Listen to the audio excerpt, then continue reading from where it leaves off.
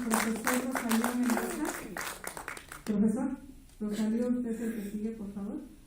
El licenciado es abogado, consultor y miembro del Frente Mexicano desde 1992. El tema que él nos va a explicar es la violación sistemática de los derechos humanos de los trabajadores en plataformas. Gracias. Gracias, buenas noches a todos. Señor presidente, secretaria, con su venia, por favor. El tema que me toca hoy, que pienso que es de gran exposición para todos los mexicanos, es una situación que por circunstancias de vida la he conocido de cerca. ¿Qué es lo que les puede platicar su servidor de los trabajadores de plataformas? El tema de plataformas es relevante en la actualidad, dado la reforma petrolera que estamos enfrentando, que apenas no cuaja, pero que ya tiene efectos en plataformas. Mi andar y de alguna forma parecer lo estimo porque desde el año de 1985 que se hundió la barcaza DLB 269 en el Golfo de México con motivo del huracán Roxana, nosotros de alguna forma, el grupo de abogados al que pertenecemos estuvo involucrado con la reclamación a las compañías mexicanas de ese hecho tan lamentable.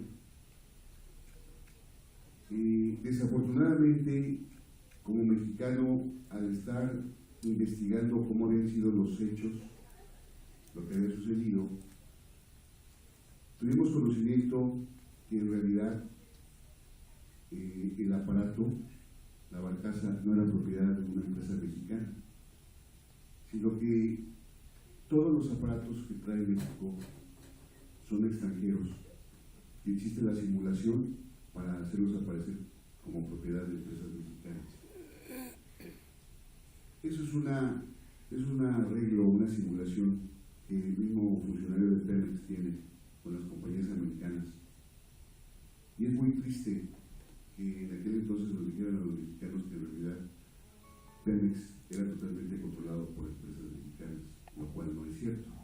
Desde aquel entonces nos dimos cuenta que empresas como la J.B. McDermott, la Roland Group, Harry Burton, tenían que ver en ese accidente. Y la situación es que para traer ese tipo de equipo a México, a perforar o a tener líneas de gas o petróleo,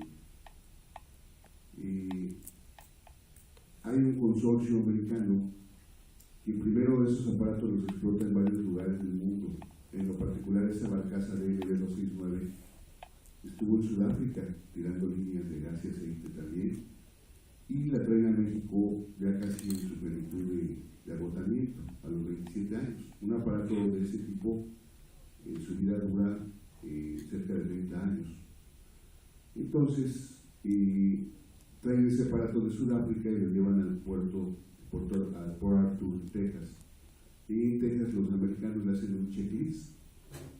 Significa que la revisan para ver las condiciones que tiene de operación, qué tan rentable es que siga haciendo operaciones en el mar abierto. Y los mismos americanos descubren que es un aparato que está totalmente inservible para el servicio. Lo expulsan, lo sacan del Port Arthur y lo traen a México, al puerto de Tuxpan, Veracruz. Y en el varadero de Tuxpan, Veracruz, empiezan a cargarle algunas piezas metálicas que estaban totalmente picadas.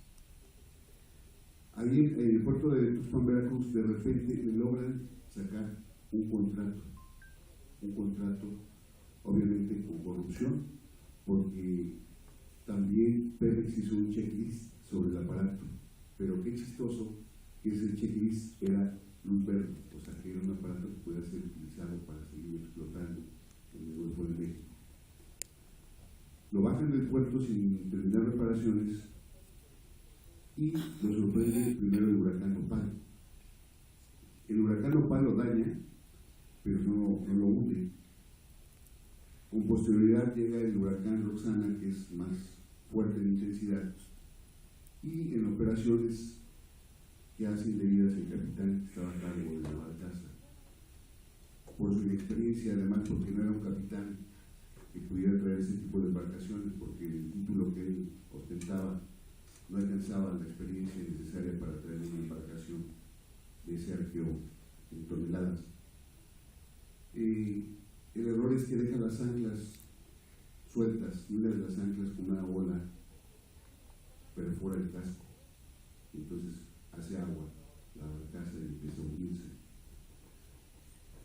La tristeza de todo esto es una serie de actos previos de desobediencias de las autoridades dueñas del aparato y sobre todo del gobierno mexicano. El gobierno mexicano tenía una capitanía de puerto donde pudo haber hecho muchas cosas, haberlo traído por lo menos a los trabajadores. ¿Cuáles son en concreto las desobediencias? El capitán recibe por radio instrucciones de buscar un puerto seguro, de abrigo seguro, antes de que lo arrolle el huracán. Y no hace caso, sino que él navega todavía mar adentro, en vez de buscar un puerto de abrigo. El puerto de abrigo que tenía más cercano era Dos Bocas, no lo hizo, arruinando la vida de muchos trabajadores. Estamos hablando de 20 trabajadores que perdieron la vida en ese hecho tan lamentable. Como consecuencia de nuestra intervención en la investigación, cuando requerimos a Pemex, judicialmente Pemex nos exhibe unos reaseguros que están hechos en la ciudad de Texas, de Houston, Texas, donde se ve la reaseguranza de una empresa que se llama London Lloyds. Esto quizás no entiendan tan técnico, pero es simple. Si ustedes tienen un vehículo, lo pueden asegurar, pero un barco de esa magnitud necesita una aseguración que tenga una garantía de que se van a cubrir los millones de dólares que vale el aparato. Entonces, por eso tienen que aceptar pólizas de otros países para cuestiones marítimas. Los accidentes marítimos son los más caros. Cuando ustedes ven que se le cae a un barco o tiene derrame de crudo, tiene que indemnizar a la nación o el arrecife lo daña, etc. Entonces, aquí en realidad lo que nos sorprendió es que en la póliza aparecen como propietarios de las verdaderas empresas. Ellos encontramos en la Junta de Manterno. Ese es el engaño que están haciendo al pueblo mexicano, que en realidad han permitido operaciones de gente extranjera, y eso ha dado al traste ahora con la situación de los trabajadores en plataformas. La denuncia que vengo a hacer es una denuncia abierta y es, primero, que le han bajado el salario a todos los trabajadores de plataformas. Segunda, la comida que tienen es una comida nefasta. Les están dando un huevo deshidratado que traen ya de muchos años que ha estado guardado.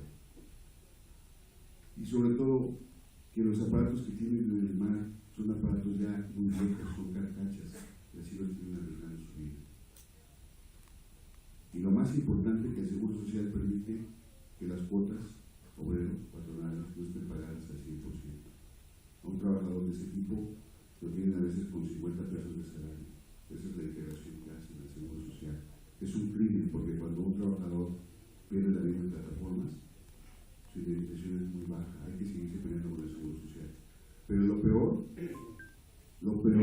es que el Seguro Social está anuente con ello y no hace ninguna auditoría al patrón para establecer cuál es el verdadero salario del trabajador. Son trabajadores de alto riesgo. Creo que este es un tema importante y deben de conocerlo. No se vale que esos trabajadores que le están dando riqueza, que es una riqueza propia nacional, según la legislación mexicana, estén desamparados como lo están. Es la reflexión que dejo con ustedes. Gracias por escucharme. Estoy a sus órdenes.